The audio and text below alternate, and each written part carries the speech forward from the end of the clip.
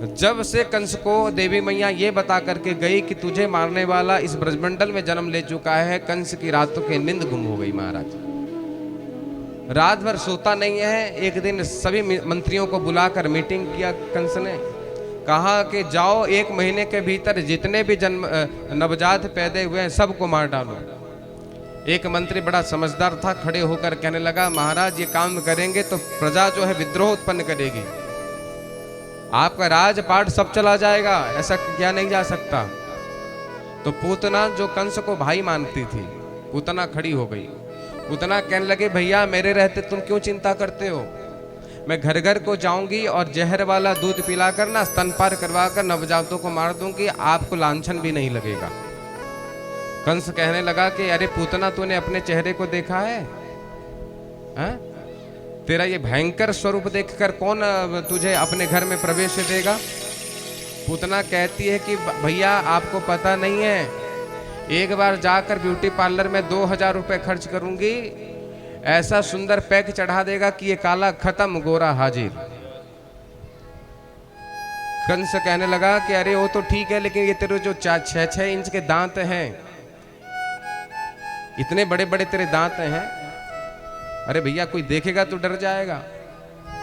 पूतना कहते कि भैया उसकी भी चिंता मत करो, डेंटिस्ट पर जा करके ना पूरा ट्रिमिंग करवा लूंगी, सभी दांतों को कटवा करके ऐसा क्लिप सेट करवाओगे कि भैया फिर आप देखते रह जाओगे। ठीक है भैया जा।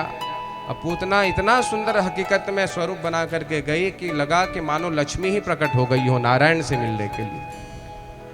अब पूतना जब गोकुल को पहुंची, देखती है क्या कि भैया झुंड के झुंड जो है गोपियां यशोदा मैया को बधाई देने के लिए जा रही थी। पूतना उनके बीच मिल गई, जाकर यशोदा मैया से कहने लगे, अरे ओ मैया यशोदा खूब खूब बधाई हो भैया, कहाँ गए हो तेरो लाला, एक बार देखन तो दे। यशोदा मैया को लगा कि ये कौन है, आज से पहले से देखा नहीं, लेकिन होगी कोई ममेरी फुफेरी चचेरी कोई तो होगी। यशोदा जो सबको यश प्रदान करे उसे यशोदा कहा जाता है। यशोदा ने विचार किया कि भैया आखिर आशीर्वाद ही देने आई है, तो फिर बता दिया कि भाई भीतर हाली पालकी पर सुलाया है, जाकर उठाना मत, बस देखकर चले जाना। पूतना को मिल गया मौका, और पूतना जब भीतर को गई, और जैसे ही भीतर को गई भगवान तिरछी चितवन से देख रहे थे। जैसे ही पूतना को देखा तो प्रभु ने आंख बंद कर लिया। जैसे ही पूतना को देखा भगवान ने आंख बंद कर लिया। क्यों? भगवान मानो ये कहना चाहते हो कि मेरी कृपा दृष्टि उस पर ही बरसती है। किस पर? जो बाहर से तो बड़ा सुंदर है, बहुत सुंदर। आप मंदिर में जाते हैं ना माताएं, तो देखना इतना सुंदर श्रृंगार कर करके हम लोग जाती हैं, हाँ या ना?